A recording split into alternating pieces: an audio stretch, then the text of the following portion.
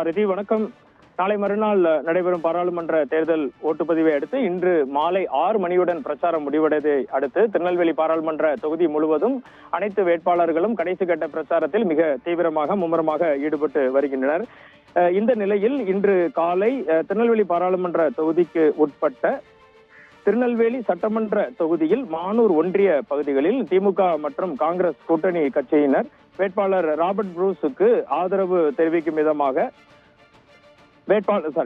வாக்காளர்களிடம்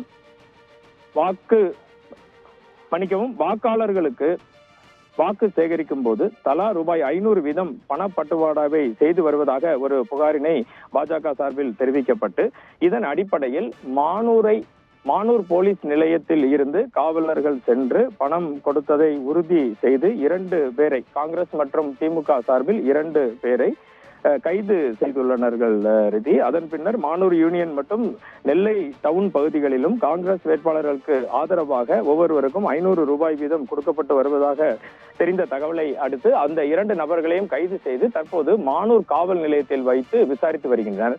இந்த நிலையில் பாஜகவின் வழக்கறிஞர் அணி செயலாளர் பாலாஜி மற்றும் வழக்கறிஞர் ராஜீவ் காந்தி ஆகியோர் அடங்கிய குழுவினர் நெல்லை மாவட்ட ஆட்சித்தலைவரும் நெல்லை மாவட்ட பாராளுமன்ற தேர்தல் நடத்தும் அலுவலருமான கார்த்திகேயனை சந்தித்து இந்த புகாரினை அளித்து உடனடியாக இதுபோல் திருநெல்வேலி பாராளுமன்ற தொகுதி முழுவதும் காங்கிரஸ் மற்றும் திமுக கூட்டணியினர் வாக்காளர்களுக்கு பணம் கொடுத்து வருகின்றனர். அதனை உடனடியாக முன்னுரிமை கொடுத்து தடுக்க வேண்டும் என புகாரும் அளித்துள்ளனர். 2 நபர்கள் திமுக மற்றும் காங்கிரஸை சேர்ந்த 2 நபர்கள் பண பட்டுவாடா செய்த புகாரில் திருநெல்வேலி மாவட்டம் மானூர் காவல் நிலைய போலீசாரால் கைது செய்யப்பட்டிருப்பது திருநெல்வேலி பாராளுமன்ற தொகுதி முழுவதும் மிகுந்த பரபரப்பை ஏற்படுத்தியுள்ளது ரிதி.